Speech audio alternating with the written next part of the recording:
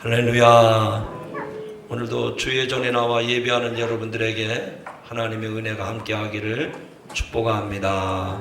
옆에 사람한테 축복하며 인사하시죠. 하나님의 은혜가 함께하시길 바랍니다.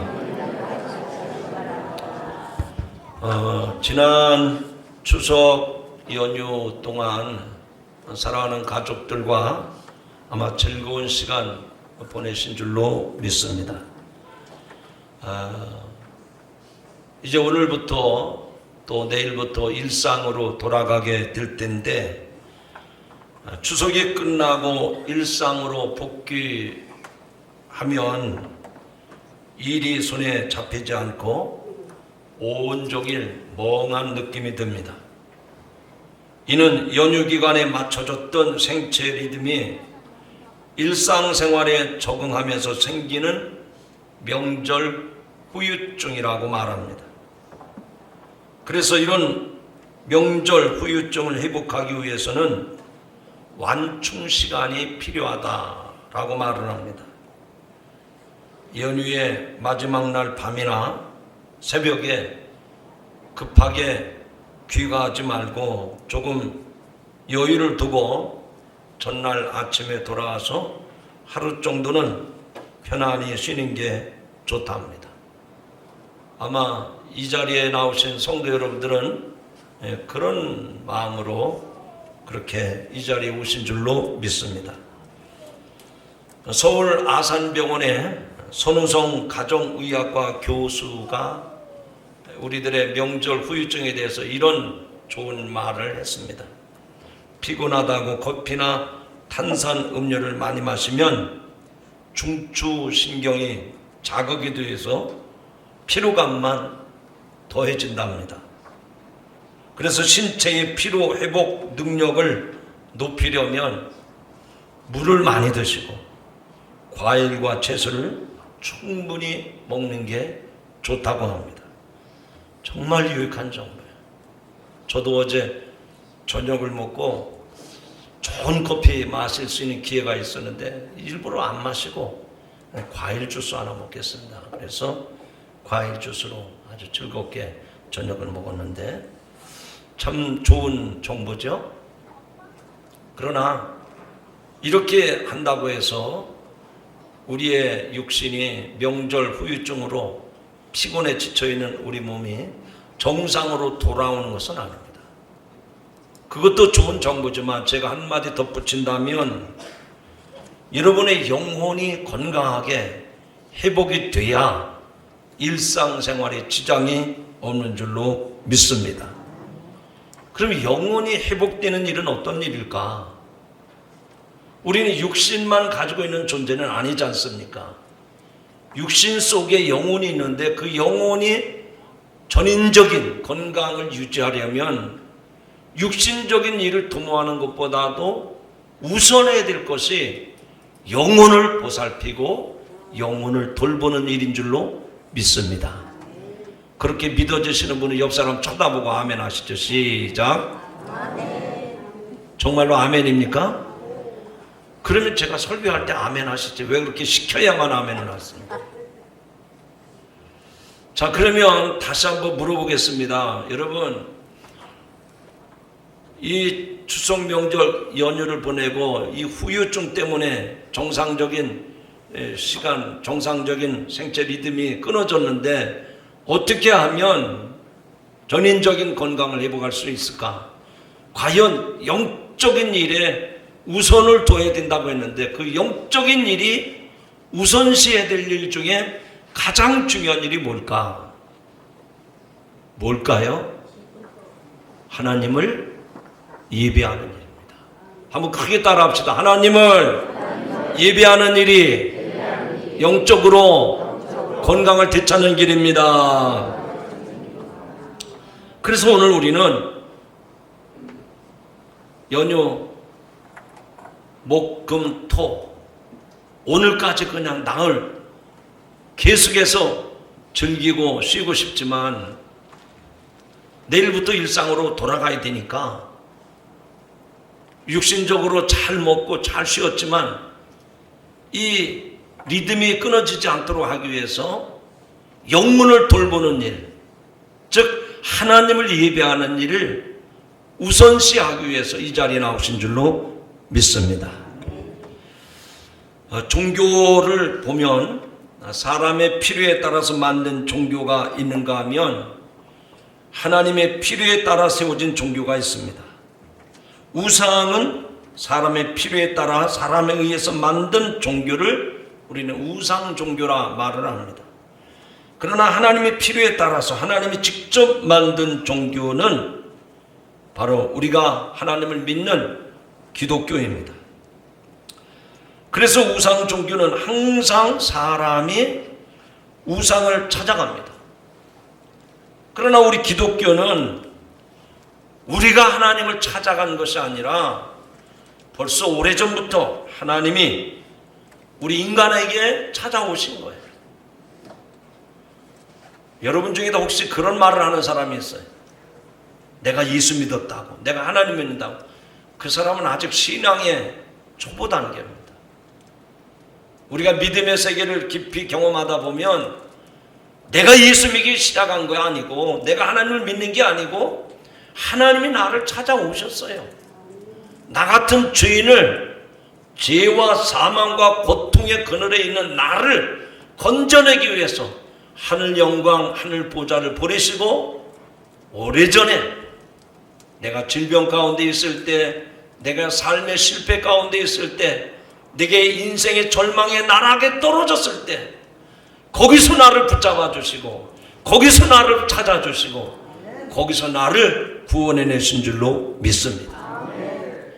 그러니까 분명한 걸 뭔가 하니, 우상 종교는 사람이 자기가 필요에 따라서 선앙당을 찾아가기도 하고, 처녀 귀신을 믿는 사람도 있고, 다 인간이 그 신을 찾아가게 돼 있어요. 그러나 기독교는 그게 아닙니다. 허물 많고 죄 많고 참 모자라고 부족한 우리들에게 거룩하시고 신령하신 하나님께서 저와 여러분을 그 삶의 고통에서, 죽음의 고통에서 우리를 구원하시려고 찾아오신 줄로 믿습니다.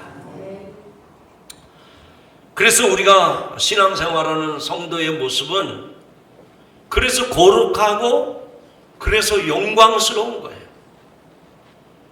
여러분, 세상에 지나가는 사람들 보고 뭐라 그럽니까? 저기 아저씨가 지나가시네, 저기 아주머니가 가네. 그러나 여러분들이 성경책을 끼고 다녀보세요. 저기 아저씨 갑니다, 그렇게 말 안 합니다.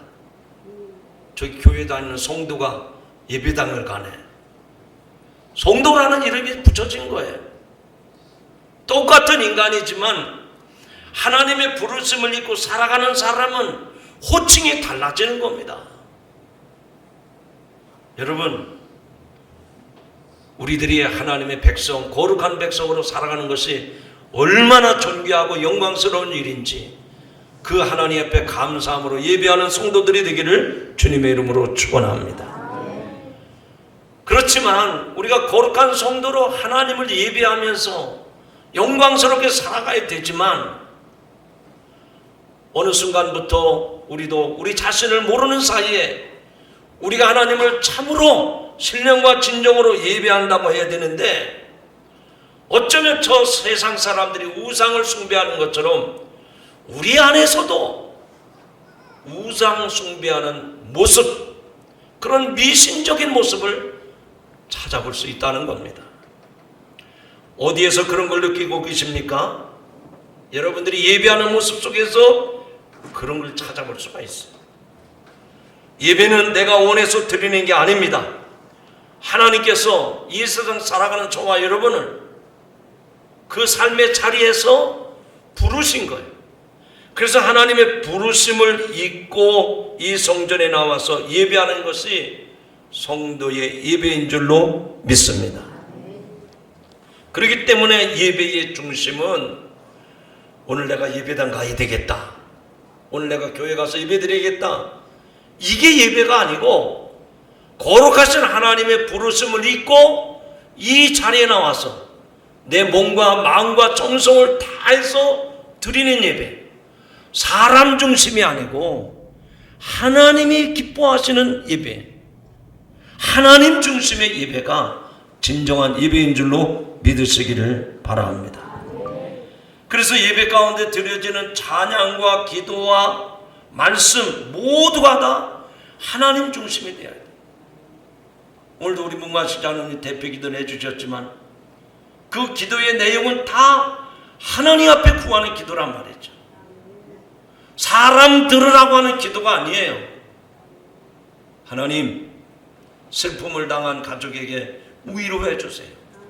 낙심한 성도들에게 하나님 하늘의 소망을 주세요. 하나님께 호소하는 기도가 진정한 기도지, 미사여구를 써서 은장반에 옷깃을 굴러가듯이 누구 들으라고 하는 기도가 진정한 기도가 아니란 말입니다. 찬양도 마찬가지입니다. 음정 박자가 서툴러도 맞지 않아도 눈물로 부르짖는 찬양이라고 하면 하나님이 기뻐하시는 찬양이 될 줄로 믿습니다. 사람들 앞에서 우리가 이 정도 실력이 있습니다, 이 정도 노래를 잘 부릅니다, 뽐내고 자랑하는 게 찬양이 아닙니다. 기도와 찬양과 말씀 모두가 다 맞죠. 저도 30평생 35년 동안 목회를 하면서도 늘 조심스러운 게 그거예요. 설교를 하면서 하나님의 말씀을 대언하는 자가 사람의 귀를 즐겁게 하는 설교만 하는 게 아니라 때로는 하나님의 준엄한 심판을, 그리고 때로는 이렇게 살면 안 됩니다, 경고의 메시지도 돼야 되고, 때로는 성도들이 정말 순교적인 신앙을 가지고 살아갈 때 잘한다, 정말 잘한다, 응원하고 격려하는 메시지가 돼야 되는데 사람의 귀만 즐겁게 하는 메시지가 되지 않았나, 그런 반성을 하게 되는 것입니다. 그래서 예배는 사람을 기쁘게 하는 것이 아니라 하나님을 영화롭게 하는 것이 진정한 예배의 모습인 줄로 믿습니다. 요즘 많은 교회들이 드리는 예배를 눈여겨보면 주로 사람들 중심, 사람들의 구미와 입맛에 맞춰져 있는 모습을 보게 됩니다. 어떻게 그걸 할 수 있습니까? 여러분, 제가 물어볼 테니까 대답 좀 하세요. 오늘 교회를 처음 나오신 분이라도 이 대답은 다 할 수 있습니다. 교회마다 예배를 드립니다. 예배를 드리는 게 맞는 겁니까? 예배를 보는 게 맞는 겁니까? 뭐 별스럽지 않은 얘기 같은데, 근데 여기에는 아주 중요한 메시지가 있는 거예요. 우리 다 예배 드리러 갑시다 그러는 사람 있는가 하면 우리 다 예배 보러 갑시다 하는 사람이 있어요. 예배를 보러 가다니, 예배를 보러 가다니, 파이프 오르간 소리와 함께 성가대 그리고 오케스트라가 연주를 하고 프로젝트로 영상이 막 나오고 장엄한 그 예배, 와, 1시간 예배 감동된다. 연극보다 감동이 되는 예배, 그건 보는 겁니다. 본다는 말은 뭐예요? 구경 잘했다 그 얘기입니다. 구경 잘했다. 그거는 예배를 보는 겁니다. 예배를 보는 거예요. 리허설한 것처럼 완벽하게 하나도 흠이 없이 짜임새가 딱 짜져 있는, 허투루 드리는 것이 없이 너무나도 완벽한 무대가 됐다. 이건 예배를 구경한 거예요. 예배를 보는 거예요. 그러나 예배를 드렸다는 것은 어떤 의미가 있습니까? 내가 예배가 제사라고 하면 제주의 입장에서 예배자가 되어서 내 몸을, 내 삶을, 내 모든 것을 하나님 앞에 드리는 예배자가 되는 겁니다. 저는 이 말씀을 듣는 성도 여러분, 이 중에는 큰 사람도 예배를 보는 사람이 아니라 예배를 드리는 예배자가 되기를 주님의 이름으로 축원합니다. 오늘날 이 세상에는 많은 교회들이 예배를 드리는데 사람의 입맛에 맞춰서 예배를 드리는 거예요. 예배 중에는 무슨 열린 예배니 구도자 예배니 무슨 찬양 예배니 별의별 예배가 다 있어요. 여러분 그 말들을 가만히 들어보세요. 하나님을 예배하는 게 맞는 거지 무슨 구도자 예배가 따로 있고 무슨 찬양 예배가, 그 찬양하면서 드린 예배는 누구를 즐겁게 하는 거예요? 자기들이 찬양하면서 자기들이 흥겨워서 자기 만족을 위해서 찬양하는 예배. 예배는 내 흥미에 맞추는 것이 아닙니다. 하나님께 모든 걸 다 드리는 것이 예배의 참된 의미인 줄로 믿습니다. 자, 오늘 성경에 보니까 그릇된 예배를 드리는 이야기가 나옵니다. 6절 말씀에 보면 이스라엘 사람들이 우상에게 절하고 번제를 드리고 예배를 드립니다. 그리고 그 앞에서 먹고 마시고 뛰놀았더라 라고 말씀을 합니다. 이 이야기를, 이 말씀을 들어보면 예배가 하나님 중심의 예배가 아니라 그 당시에 사람 중심의 예배로 변질된 것을 우리에게 보여줍니다. 모세가 있는 동안에 그 예배 속에서는 항상 하나님 중심이었어요. 하나님 중심. 그러다가 모세가 시내산에 올라가서 하나님의 십계명을 받는 동안 산 아래에 있던 아론과 그 백성들은 제멋대로 예배를 드립니다. 그렇게 예배가 좋을 수가 없었어요. 오늘 읽은 말씀 가운데 6절의 말씀을, 우리가 읽은 성경은 개역 개정판이지만 다른 번역 성경이 많이 있습니다. 그래서 공동 번역 성경에는 어떻게 이 말씀을 번역을 했나 봤더니 제가 읽을 테니까 들어보세요. 이튿날 그들은 일찍 일어나 번제를 드리고 친교 제물을 바쳤다. 그리고 나서 백성은 앉아서 먹고 마시다가 일어나서 정신없이 뛰놀았다. 일어나서 어떻게 했다고요? 제가 얘기했는데 다 같이 따라합시다. 정신없이 뛰놀았다. 예배를 드리고 나서 뛰놀았답니다. 새 번역 성경에는 뭐라고 번역을 했는가 봤더니 흥청거리며 뛰놀았다 이렇게 표현이 되어 있어요. 여러분, 예배는 정신없이 뛰노는 게 아닙니다. 예배는 흥청거리면서 드리는 게 아닙니다. 이게 예배 시간인지 이게 내 시간인지 시간도 하나 못 지키면서 드린 예배는 예배가 아니에요. 모세가 없으니까 산아래 백성들이 예배가 뛰놀고 흥청거리고 완전히 예배의 폼을 잃어버렸습니다. 예배가 먹고 마치던 예배가 되어버렸습니다. 정신없이 드린 예배가 되어버렸습니다. 여러분, 사람 중심의 예배가 되어버린 거예요. 신앙이 타락하면 가장 빨리 나타나는 현상이 예배가 하나님 중심이 아니고 사람 중심, 인간 중심의 예배가 되어버리는 겁니다. 예배는 우리가 하나님의 말씀을 듣는 게 예배죠. 귀로만 듣는 것이 아니라 마음으로 듣는 게 참된 예배입니다. 그런데 신앙이 타락하면 제일 먼저 어떤 반응이 나타나는 거 아니? 하나님 말씀 듣기를 싫어합니다. 한번 따라 하시죠. 신앙이 타락하면 하나님 말씀 듣기를 싫어합니다. 그래서 무슨 유명한 학자를 불러다가 윤리 얘기 듣고 도덕 얘기 듣고 철학 얘기 듣고 정치 얘기 듣고, 그런데 목사님이 나와서 설교하면 아우 또 목사님 잔소리하네 설교한다고 그러잖아요. 그게 하나님 말씀을 듣는 사람의 말이 아니고요, 듣기 싫다 이거예요. 짜증난다 이거예요. 아, 저 사람 또 설교하네.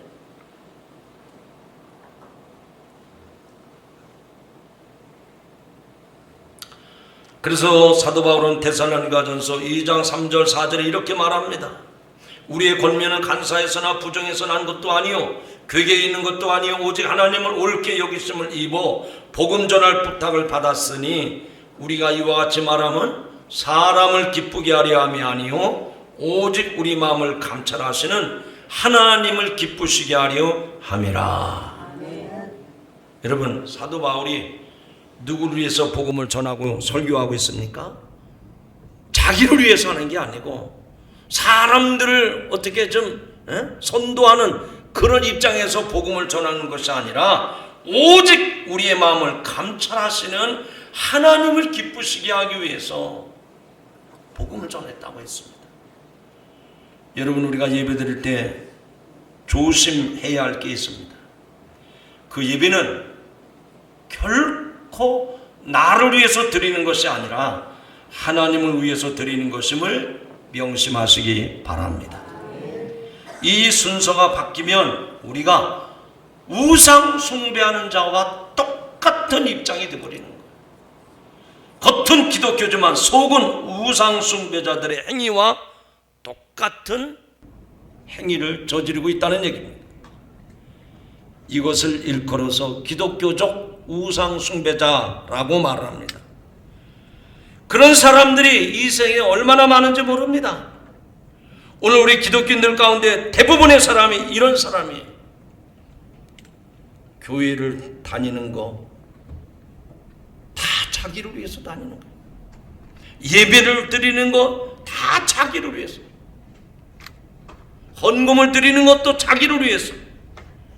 이런 건 다 잘못된 신앙입니다. 이런 사람들은 다 어떻게 될까? 성경에 보니까 아주 분명하게 나와 있어요. 자기를 위해서 예배를 드리는 사람들은 어떻게 되는가? 오늘 말씀에 보면 하나님의 진노를 사게 됩니다. 왜 그럴까요?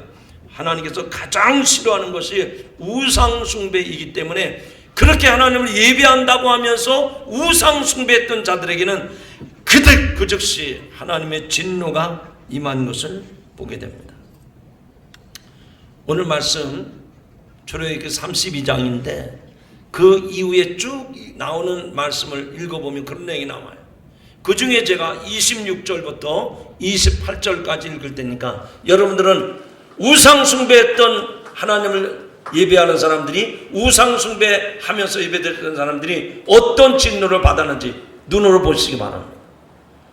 이에 모세가 진문에 서서 가로되 누구든지 여호와의 편에 있는 자는 내게로 나오라며 레위 자손이 다 모여 그에게로 오는지라.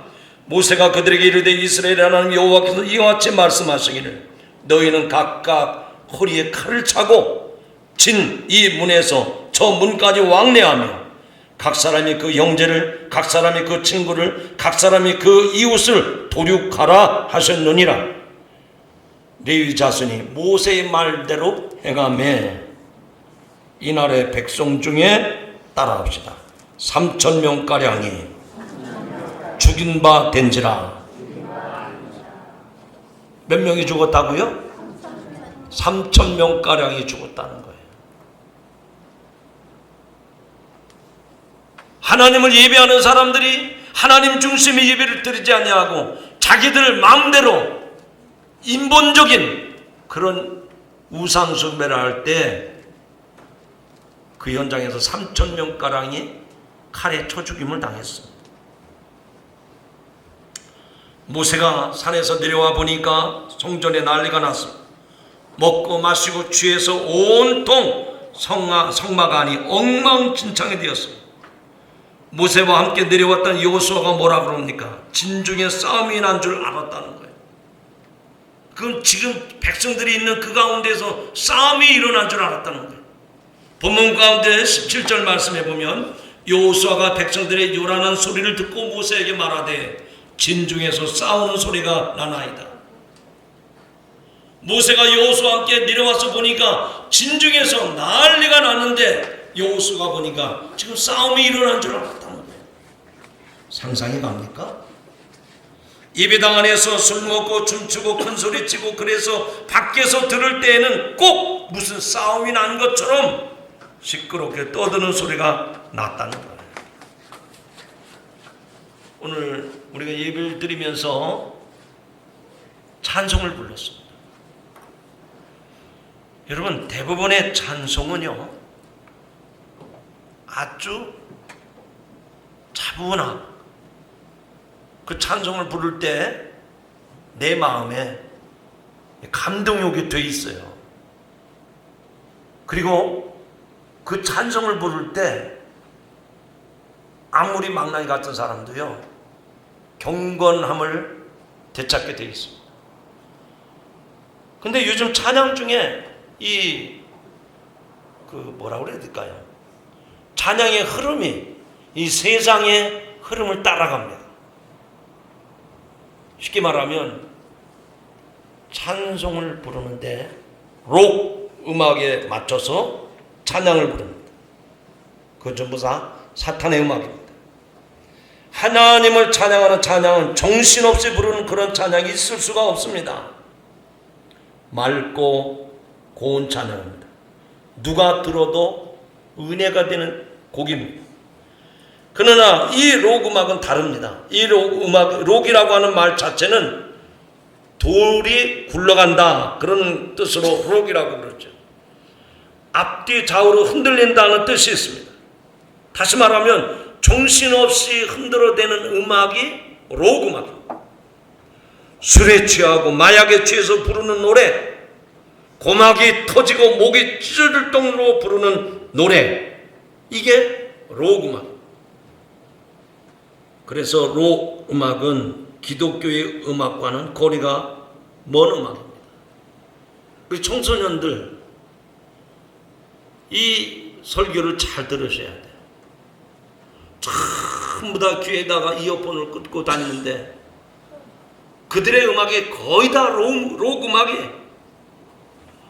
지금 이스라엘 백성들이 금송아지를 만들어서 그 앞에 예배를 드리면서 노래하는데 꼭 이 록처럼 정신없이 노래하고 싸움을 하듯이 노래하고 떠들고 예배를 드립니다.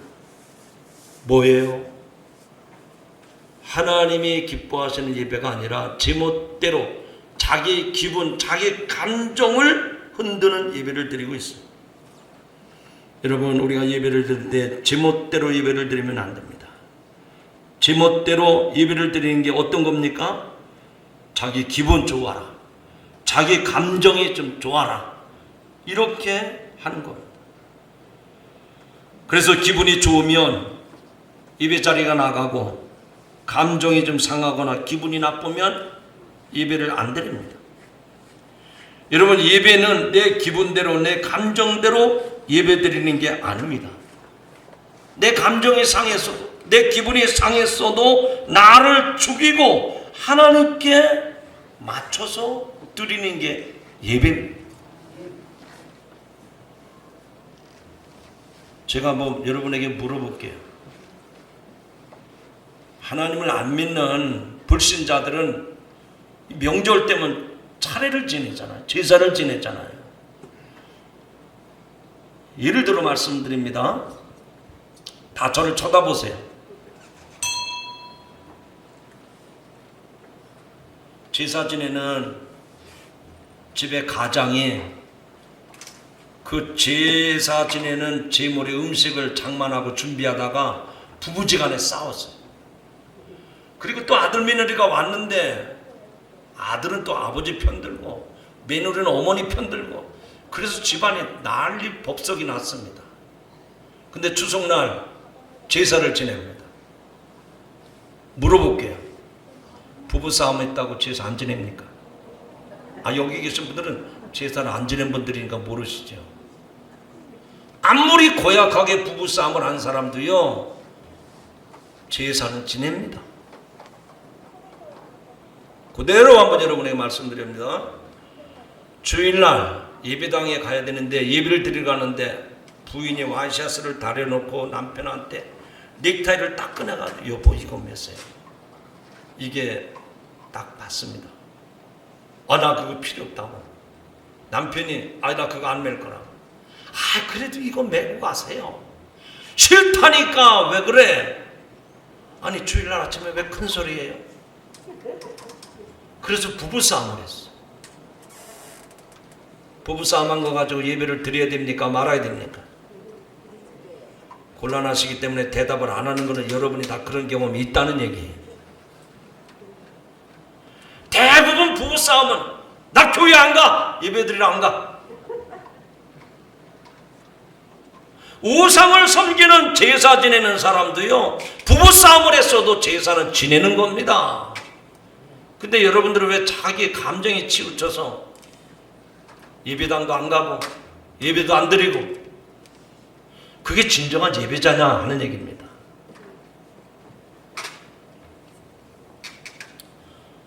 저도 설교자지만, 목사지만 예배 드리는 것이 마냥 행복한 것만 하는,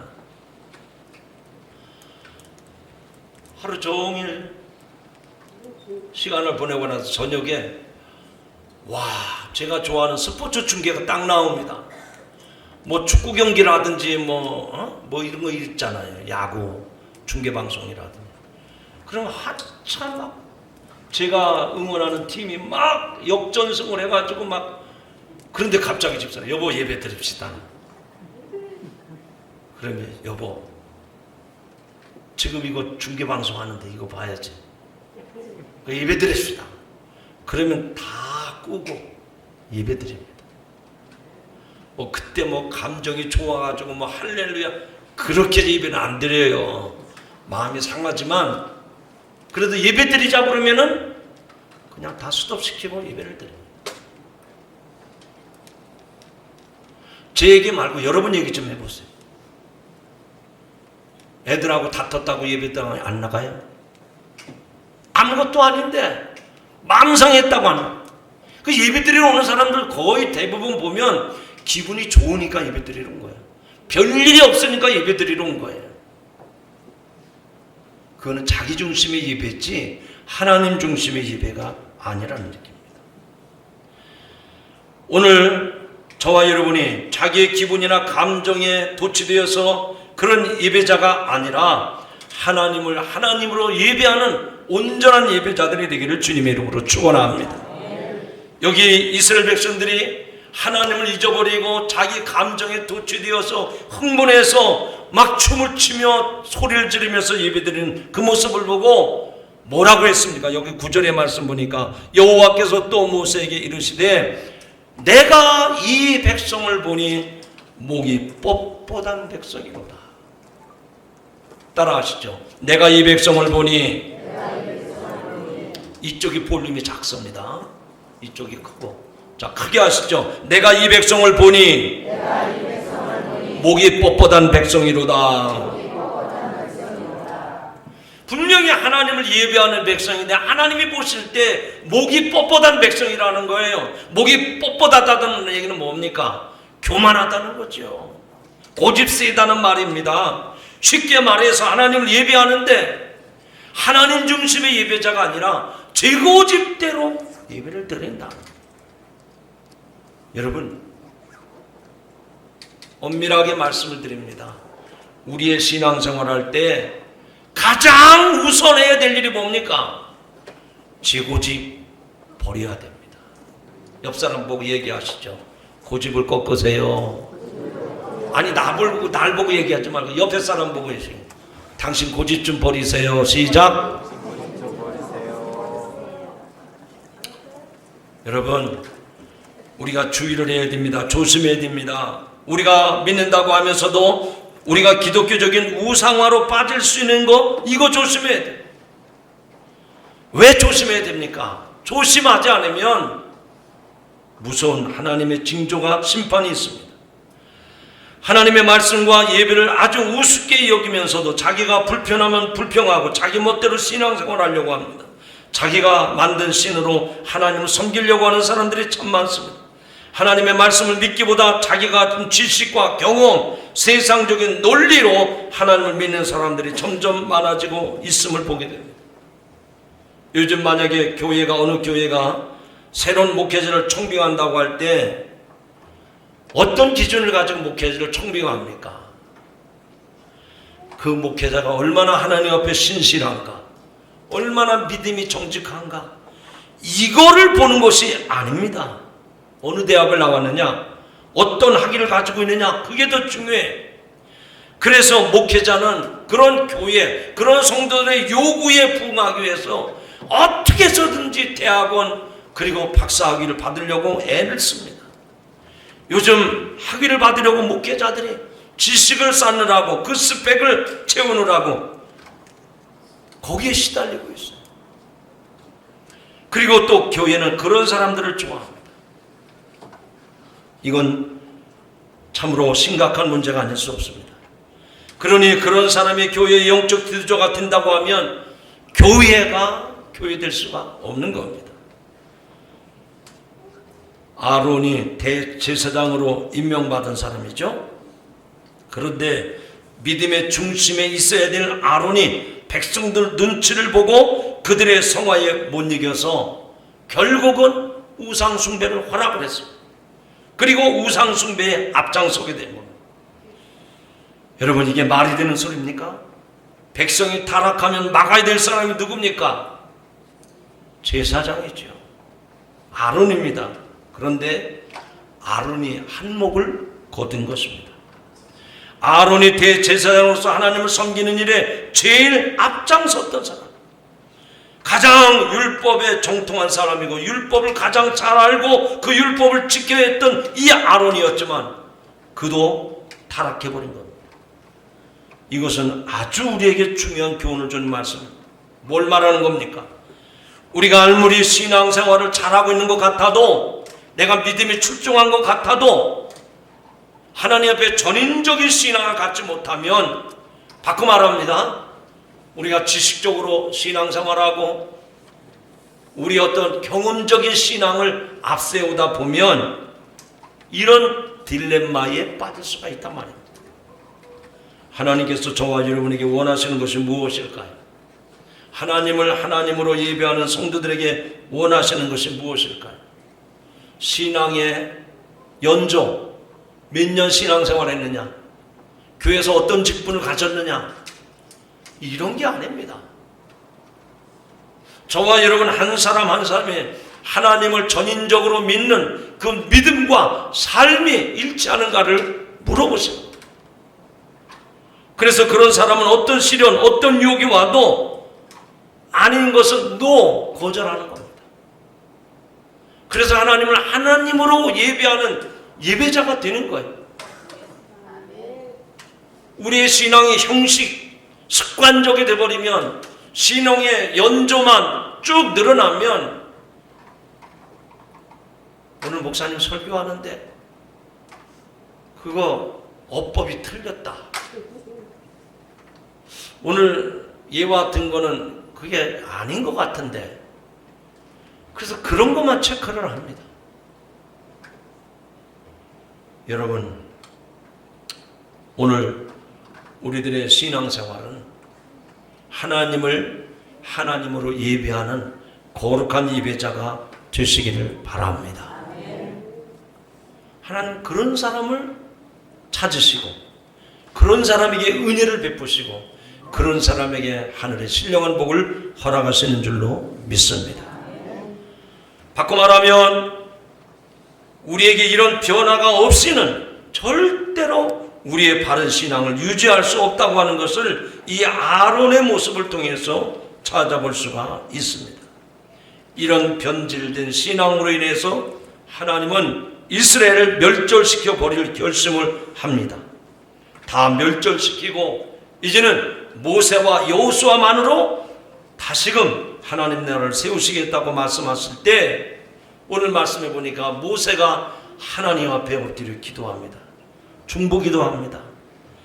아론과 백성들이 올려서 우상 숭배의 장단을 맞추었지만 모세는 이런 백성들을 보면서 하나님 앞에 엎드립니다. 왜 이런 차이가 납니까? 바로 하나님을 인격적으로 만난 사람은 지식적으로만 또 경험적으로만 아는 것이 아니라 예배가 삶이었고 삶이 곧 예배가 되었던 것입니다.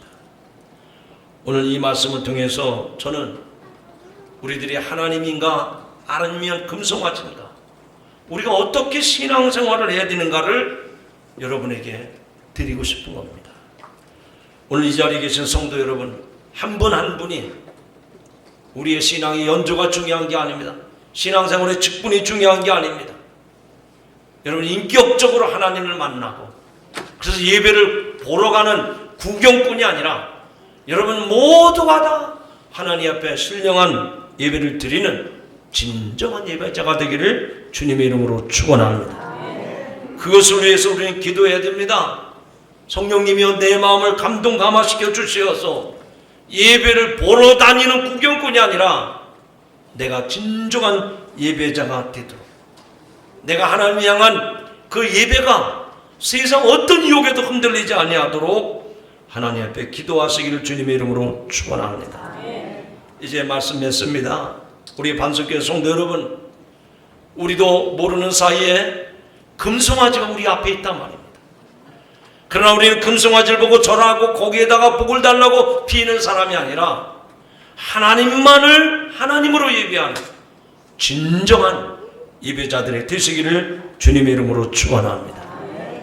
오늘 이 말씀을 통해서 우리들의 신앙이 다시 한번 거듭남으로 하나님을 하나님으로 예배하는 예배자, 하나님을 거룩하게 하는 거룩한 성도들이 되기를 주님의 이름으로 축원합니다. 기도하시겠습니다.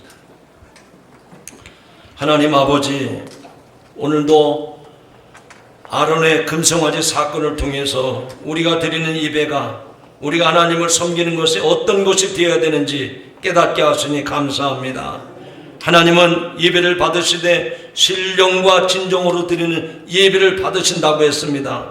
내 감정대로, 내 형편대로, 내 멋대로가 아니라 하나님이 기뻐하시는 예배자가 되게 하여 주시옵소서.